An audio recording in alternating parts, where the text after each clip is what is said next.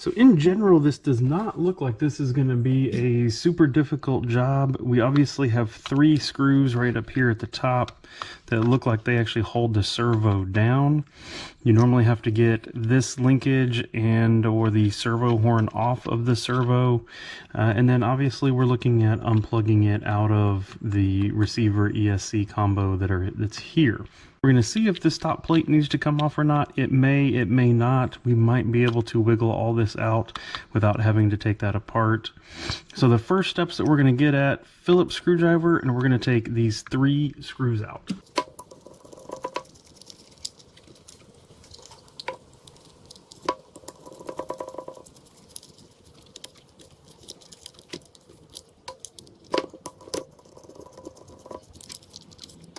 Okay, and with those 3 screws out, we can now see that the servo appears to be free.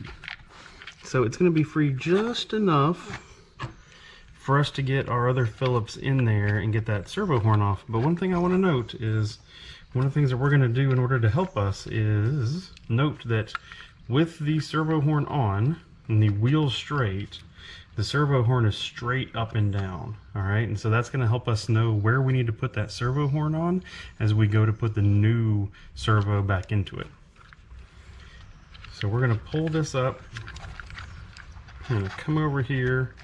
Might be beneficial to take that front tire off if you need to, but it looks like you can get it just enough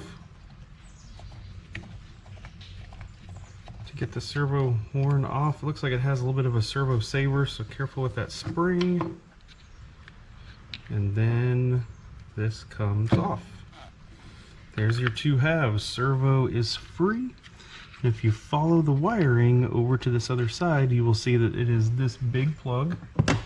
I'm going to use a small screwdriver and see if I can't help it work its way up. I always hate these small plugs. I always feel like I'm about to break them.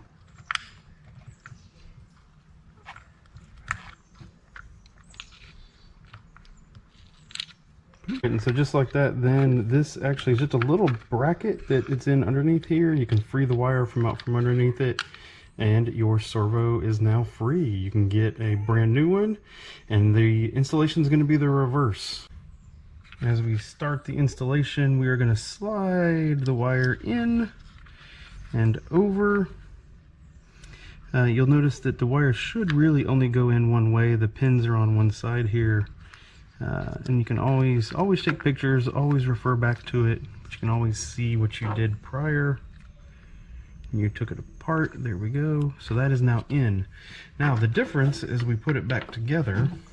We're going to turn our controller on. And we are going to power this up. Let's get the wires over here. We're going to power the whole vehicle on because that centers the steering. And you can confirm, I don't know if you can hear that there on the video or not, but you can actually hear the servo work. And so at that point then we know that this servo is centered. Once we know that servo is centered, then this the servo saver goes on with the ridges here up and down vertically. That is centered. And then we will get this rest of the servo saver up and out of the car. And we'll get this in. Start the screw. Everything just the reverse of how we took it out.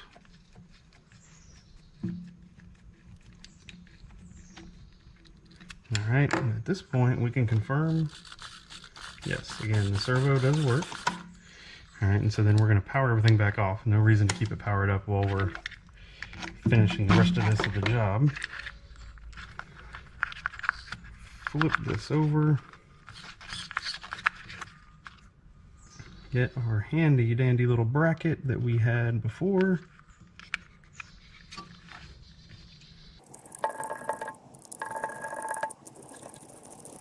Alright, and just like that,